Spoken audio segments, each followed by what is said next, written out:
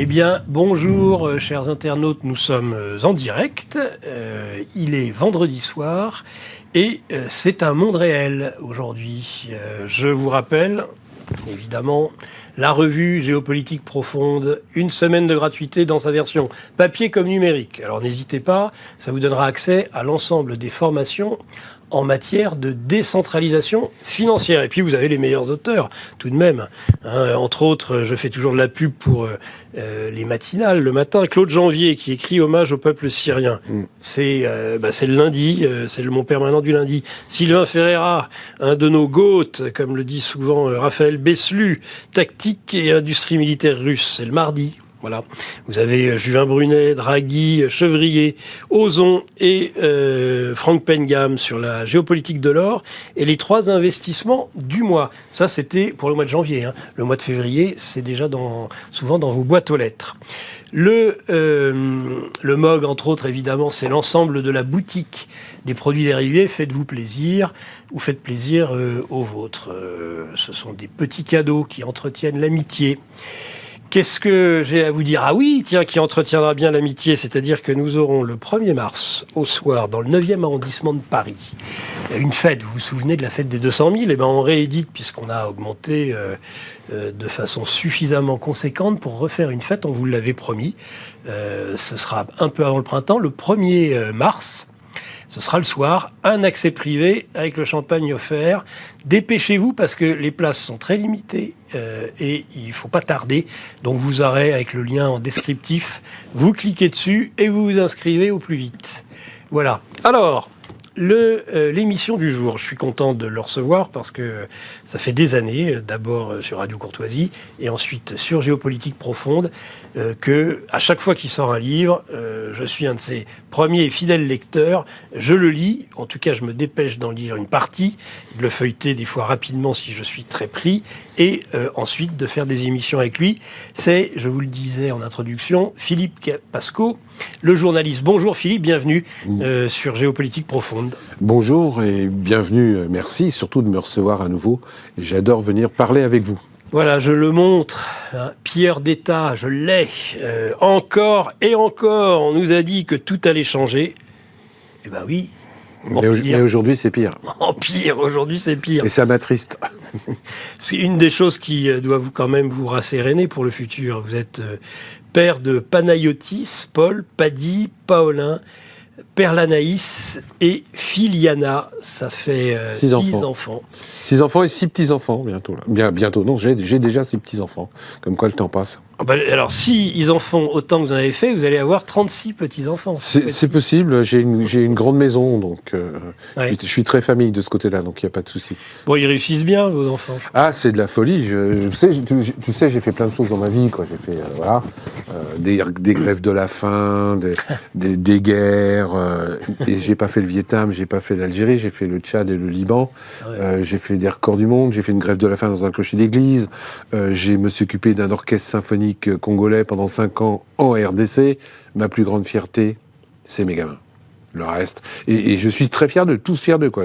Panayotis, tout le monde le connaît. Paul est un metteur en scène génial. Panayotis, c'est le petit Pascot? C'est le petit Pascot, oui. C'est celui qui cartonne partout à la télévision, qui a fait la production du film, de la série Les Loups-Garous sur Canal+. Et il a 25 ans, ce petit. J'ai Paul qui met en scène une pièce de théâtre de Panayotis à Paris en ce moment. D'accord. Et qui va sans doute être nominé aux Molières. J'en ai un autre qui est millionnaire. J'en ai un qui est avocat dans une très grande société à Paris. Et j'ai une fille qui fait un truc génial, qui est en train de monter une fondation avec McDonald's pour créer des emplois pour les enfants autistes. Millionnaire pour un homme de gauche comme toi? C'est pas antinomique. C'est pas antinomique chez moi. Non. Je suis pas contre les riches. Je suis contre les abus. On travaille beaucoup, on a le droit de gagner beaucoup d'argent. Après, c'est les abus et les proportions. C'est-à-dire, quand on gagne trop d'argent, c'est-à-dire qu'il y a des villas de riches comme dans certains pays, et en bas, il y a des favelas avec des gens qui crèvent de faim, ça commence déjà à me chauffer un peu les oreilles. Mais j'ai un fils qui est millionnaire, mais qui est très correct avec ses employés, qui fait des stock options, qui a fait une salle de sport, voilà, donc j'ai pas de souci de ce que... C'est pas une honte d'être riche, hein. C'est un chef d'entreprise humaniste. Oui, c'est un chef d'entreprise normal. Moi, je dis pas Il faut humaniste. se méfier avec normal. les normaux. Hein. On a Oui, eu un oui, je sais bien, président je sais bien. soi-disant normal. Non, c'est pas un président normal qu'on a. Je commençais pas à m'agacer avec ce monsieur parce que Non, mais celui d'avant se disait. mais celui d'avant et celui de maintenant, c'est bonnet blanc et bonnet noir. C'est malheureusement c'est le peuple français qui morfle dans tous les cas. De toute façon, tu les as bien connus, les politiques. Oui. Hein. D'ailleurs, dans ce livre, tu nous parles, évidemment, bon ça, on reviendra toujours sur lui, c'est Valls, mais Mélenchon, Ah ben Méluche de aussi, belles je l'ai bien connu. expériences, de belles traces. Ah bah oui, je l'ai bien connu, le père Méluche. Et Méluche, j'ai une formule par rapport avec lui. À lui, c'est quelqu'un qui est très tolérant, à condition que tout le monde soit d'accord avec lui. Et voilà, ça va, oui, surtout. Ça, c'est la définition de Méluche. Mais il est très, très aussi démocratique, à condition que ce soit lui qui désigne tous les candidats. Donc, c'est Mélenchon. Donc, moi, je l'ai fréquenté. Il ne m'a pas parlé pendant 6 mois à une époque, parce que j'avais osé présenter des candidats contre lui dans un département. Et c'était un crime de lèse-majesté. Quant à Valls... Mais là, tu cognes, toi. Donc, avec Valls, vous vous battez, carrément. Oui, Valls, je suis la 2 seule fois. personne qui me soit battue physiquement 2 fois avec lui. Une fois, il m'a collé contre le mur, et une fois, je l'ai collé contre le mur. Mais encore une fois, moi, j'ai pas... Parce que tu étais son adjoint à Évry. J'ai c'est été ça pas longtemps. Pas longtemps. Je me suis vite retrouvé... Élu d'opposition. Voilà. Non, pas élu d'opposition, parce que j'assume toujours mes choix, Oui. mais plutôt comme dans mon boulot... ma fin d'élu à Évry, c'était vraiment un petit placard, quoi. J'étais conseiller délégué à l'intégration de la ville, sur Évry c'était pas mal, avec 500 € de budget à l'année. Voilà. Il avait des formules, hein. Il fallait qu'il y ait un peu plus de blancos autour de lui. Oui, hein. j'étais là d'ailleurs. Hein. Ah oui, t'avais été là quand il la célèbre émission, c'est moi qui montais les brocantes. Hein. La célèbre émission qu'on voit où il a une pelle pour aider les Palestiniens, c'est moi qui lui tends la pelle. Donc il n'y a pas de souci. Mais encore une fois, j'ai pas la langue de bois. Et Valls... Il a aidé les Palestiniens à une époque. Oui, juste avant de changer, au moment des... Je sais pas pourquoi, à un moment donné, il a eu besoin d'argent pour des présidentielles. Donc, à mon avis, c'était pas du côté des Palestiniens qu'il fallait les trouver. Il s'est tourné vers une autre catégorie d'individus plus... Une épouse aussi. Oui, ben justement, ça allait avec. Hein. Ça allait avec. J'ai bien connu, j'étais à son mariage d'ailleurs. Mais les femmes ont une grande influence dans la vie de Valls. Hein. Pareil après, il part à Une Barcelone. influence ou un besoin stratégique. Je ne sais pas encore. Mais je le dis toujours, Valls, au départ, comme plein de politiques que j'ai connus, était un mec bien. Oui. Valls, au début, quand je l'ai connu au début, je dis bien au début, c'était un mec bien. Et malheureusement, comme beaucoup de politiques, que ce soit de droite ou de gauche, le pouvoir d'un seul coup, tu les vois vriller. Le pouvoir les rend autrement. Donc ils ont plus de doutes, ils ont plus que des certitudes. Même lui, il a beaucoup changé, même physiquement. Ah oui, mais quand je le vois maintenant, maintenant, le beau gosse. ouais. Alors maintenant. Quand je le vois, je l'appelle Dark Vador. Donc il part en courant d'ailleurs. Il évite un petit peu de m'approcher. Mais j'en ai vu beaucoup comme ça vriller. Hein. D'un seul coup, le pouvoir, ça corrompt. Et les gens qui savent pas se retenir, rentrent dedans parce que la soupe est vachement bonne, il faut le dire. Les élus, c'est un bonheur. Moi, j'ai fait 25 ans d'élu. Je peux vous assurer que c'est un bonheur. Quand j'étais voir pour ma retraite, j'ai le point Ercantec ou je sais pas quoi. Oui. Moi, je travaille depuis l'âge de 14 ans. Hein. À 14 ans, je bossais à la mine. Je bossais à la NMPP, dans le syndicat du livre, donc dans les grosses retratives qui faisaient beaucoup de bruit, les grosses bobines. Moi, j'ai connu les journaux qu'on mettait avec les petits plombs. Ouais. Avec les correcteurs, etc. Et mon premier patron s'appelait Henri Krasuki. Tiens. Ah oui, j'ai acheté l'UMA tous les matins, parce que quand on bosse dans le syndicat du livre, vaut mieux bien sûr. acheter l'UMA tous les matins. Donc j'ai acheté l'UMA tous les matins, que je pliais en 3, que je mettais dans ma poche arrière de mon bleu, et quand M. Krasuki passait, je me retournais pour qu'il voie l'UMA. Puis il voyait Hume. C'est bien petit, c'est bien petit. Il adorait. Et pour revenir à Valls, au début c'était un mec bien, et il a vrillé, comme j'ai vu beaucoup d'hommes politiques vriller, d'un seul coup, tu les reconnais plus, ils doutent plus, et moi, ça m'intéresse pas. Le pouvoir corrompt, le pouvoir absolu corrompt absolument, parce que finalement, ils ont beau dire démocratie et tout, mais ils ont vachement de pouvoir. Mais non seulement ils ont vachement de pouvoir, mais ils en abusent, ils en usent. Je le mets dans le livre, on disait, soi-disant, que ça allait changer depuis 10 ans. Ma période du livre, là, je sais pas pourquoi ça se situe à peu près 2017. Il y a eu un truc qui s'est passé en 2017. On se demande bien quoi. En mai 2017. En 2016, il y avait Trump, le Brexit, plutôt pas mal, le Brexit. France, hein. Puis alors, en France, mai 2017, il y a un type qui s'est présenté à l'élection. On s'était fait avoir par la droite, on s'était fait avoir par la gauche. Il y a un type qui passait pour un Kideli, qui sautait une petite dame plus âgée que lui. On s'est dit, on va l'essayer celui-là. Et en fin de compte, je le dis et je l'affirme, il est pire que tous ceux que j'ai connus depuis 1958. Je n'ai jamais vu un président de la République aussi catastrophique pour l'ensemble des Français. Certes. C'est pas certes, c'est sûr. Et en plus, on commence à se connaître tous les deux, je ne fais toujours que dans le factuel. C'est-à-dire si j'écris, j'ai vérifié 3 fois ce que je dis avant d'écrire. Et quand je dis que ces gens-là nous roulent la tête, nous prennent pour des poires, sont en train de détruire la société française à leur profit exclusif, j'en ai les preuves là-dedans. Et le premier des mensonges qu'a fait M. Macron, d'ailleurs, si tu me regardes, Macron, je te traite de menteur, fais-moi un procès. J'adorerais qu'il me fasse un procès sur le casier judiciaire. Le fameux casier judiciaire vierge. Ah, j'adorerais qu'il me fasse un procès. Moi, je me souviens, je te connaissais déjà lorsque tu avais lancé cette idée. 2013. Qu'il a fait semblant d'adopter. Ah, mais c'est clair, mais c'est pire que ça.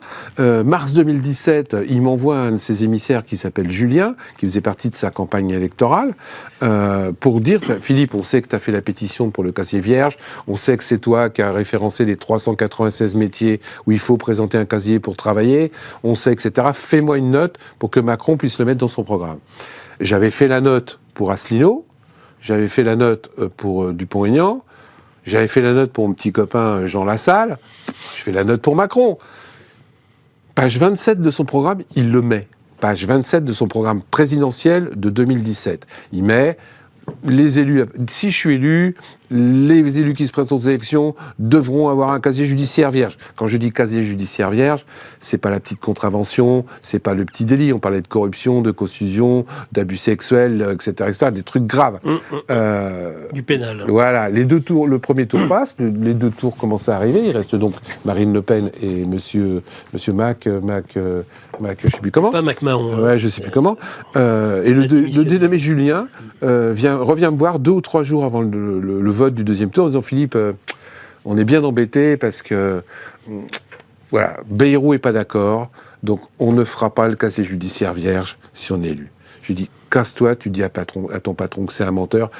Et partout où je passe maintenant, Macron, t'es un menteur sur le casier judiciaire vierge. Et Bayrou, il avait déjà à l'époque les problèmes des attachés parlementaires. Mais oui. Tout ça, c'est copain coquin. Ouais. Tout ça, c'est copain coquin, c'est tout. On comprend pourquoi il est si solidaire de Marine Le Pen aujourd'hui. Oui, entre autres. Et puis on comprend aussi pourquoi ces gens-là font autre chose que ce qu'ils disent et ils font le contraire de ce qu'ils disent, quoi. Donc, encore une fois, moi, je ne céderai pas sur cette histoire de casier judiciaire. Ou alors, je veux qu'on m'explique pourquoi il y a aujourd'hui des métiers où tu dois présenter un casier vierge tous les ans. Tous les ans.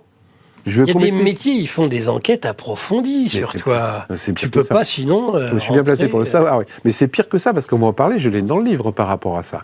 Il y a des fichiers aujourd'hui où tu dois pas être qui t'empêchent de travailler. Je l'ai mis dans le bouquin. Quand tu es habilité secret défense, il faut une enquête approfondie. Tous nos politiques, là, une fois qu'ils sont ministres. Non mais eux, il n'y a pas. Non. Eux, il n'y a pas. Tout ce qu'ils font sur les ministres. Ils sont habilités pourtant. Oui, mais c'est pipeau.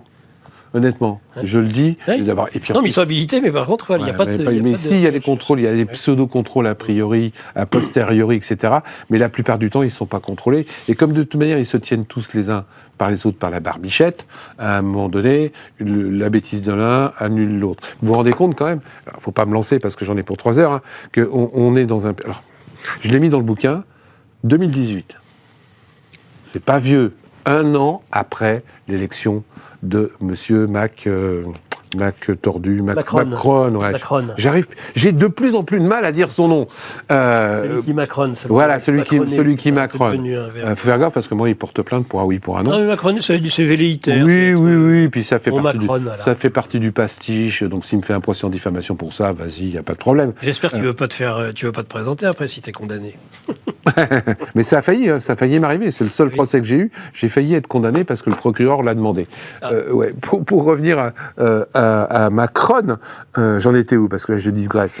Eh ben, moi, je voulais te dire en tout cas que même si ils sont inéligibles, les gens s'en foutent et les juges ne s'en rendent même pas compte. Ah non, mais c'est sûr. On va en parler. On en parlera après. On va en parler parce qu'il y a des gens. Oui, je voulais dire par rapport à Monsieur Macron. Donc, en 2018, donc à peine 1 an, ce que je dis est factuel. À peine 1 an après l'élection de mai 2017. Donc, peu de temps avant les Gilets jaunes. Alors. Il y avait déjà 21 ministres presque 60% des ministres du gouvernement Macron qui avaient déjà eu des problèmes avec le fisc. Incroyable. 60%. Je n'ai jamais vu ça depuis 1958. Déjà sous Hollande, je hurlais, parce que sous Hollande, il y a eu 30% des membres du gouvernement, 30% des membres du gouvernement qui avaient eu affaire au fisc ou à la justice. Macron, c'est pire. Et ces gens-là nous demandent de respecter la loi au cordeau. Ces gens-là nous demandent d'être hyper propres. Ces gens-là nous demandent d'être très rigoureux avec nos comptes, etc. Et eux sont même pas foutus d'être rigoureux. Alors il va te répondre que souvent ces ministres sont membres de la société civile et que dans la société civile on risque plus la condamnation Oui, c'est ça. que en tant que fonctionnaire. Oui, tout ça c'est du pipeau. J'essaie de lui trouver. Oui, mais moi j'ai pris une Faire excuse. l'avocat du diable. Moi j'ai les chiffres, Ouais. j'ai les délits, j'ai ce pourquoi ils sont accusés dans mes bouquins. Donc on me raconte pas qu'un garde des Sceaux qui a oublié, Ah, mais là c'est la meilleure. Là. oublié de déclarer 300 000 euros. Mais moi je voudrais tous les ans oublier de déclarer 300 000 euros On sur mes parle revenus. du pont Moretti. Moriarty. J'arrive pas non plus, lui. Ouais. Moriarty, oui, je fais référence à un type, je sais pas quoi, qui est pas très bien dans des livres. Donc, à Monsieur fait. Moriarty Dupont, J'ai noté ça. 300 000 euros d'oubli de revenus. Le pire, c'est que il rembourse, ça veut dire déjà qu'il a en plus 300 000 euros sur son compte. Il n'a pas Et- une Maserati aussi, celui-là? Si, il y a Lui une grosse voiture qu'il a achetée. Maserati cabriolet en espèces, page C'est ça. 120 du livre. Pas qu'en espèces, hein, il y a eu un montage Oui, une partie financier, en espèces. une partie en espèces à Monaco, etc. Et, ça. C'est incroyable. Et ces gens-là, aujourd'hui, maintenant, ont inventé un nouveau 100 truc. 000 euros d'honoraires. Ouais. Une Bon, société aux Seychelles. Oui, Oh, tiens, oui. aux Seychelles. Garde des Sceaux. Paradis fiscaux. Garde des Sceaux. Non, mais c'est fou. Mais alors là, ce que je vous mets en plus, par rapport à Moriarty, faut le savoir, c'est que le dessus de l'iceberg. Le dessus de l'iceberg, vous savez comment ça fonctionne. Oui, bien Il y a sûr. une petite partie en haut, petite partie. et il y a une grosse partie qu'on voit pas. Ouais. J'ai pas les preuves pour l'instant sur ce qu'il y a en dessous, mais je peux vous assurer que c'est vraiment que le dessus de l'iceberg. Et ces gens-là sont gardes des Sceaux. Et ces gens-là font des lois. Vous savez ce qu'il a fait à Moriarty pour dire que la justice va bien en France? Le versement, il y a 2 gros malfrats et il y a une société Excellium, tiens, comme Ouais. par hasard. Alors bien entendu, tout ça est sourcé. Oui, toujours, évidemment. Donc voilà. Ce qui évite justement les procès. Ah bah si on me fait un procès, je peux répondre qui ou quoi. Donc allez-y, surtout ça me ferait plaisir, ça me ferait vendre un peu plus de livres. Mais j'hallucine quand je vois que ces gens-là nous gouvernent et nous demandent. Par exemple, Moriarty, il a fait un truc génial. Parce qu'en plus, ces gens-là t'expliquent qu'ils font bien leur travail. Bien sûr. Que la justice, ça va bien, que la sécurité sociale, ça va bien, qu'en fin de compte, les méchants complotistes qui disent que ça va pas, c'est vraiment des palefreniers, des gougnafiers, etc. 1000 milliards de dettes en Ouais. quelques années. Mais là, par exemple, Moriarty, il y a un truc que les gens ne savent pas et qu'il faut savoir, c'est que, et j'ai les preuves de ce que je dis, Oui. il a envoyé une circulaire à tous les gendarmes et à tous les policiers pour supprimer, pour gérer de façon verticale, c'est comment on gère de façon verticale, hein. C'est qu'on prend un truc, verticalement, on le met dans la poubelle. Les plaintes qui dataient de plus d'un an et qui étaient sur les bureaux des policiers et des gendarmes.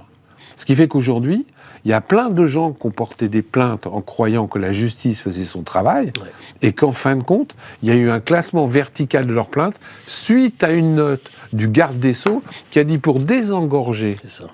la justice, mettez à la poubelle tout ce qui date de plus d'un an. Moi, j'hallucine. Ces gens-là, après, nous font la morale, et après, ils peuvent dire, par exemple, vous voyez, la justice, ça va mieux. C'est pareil pour les urgences. Les urgences qui étaient dans la décrépitude la plus totale, parce que la seule truc qu'ils ont réussi à inventer, c'est de dire, maintenant, ça va coûter 20 €.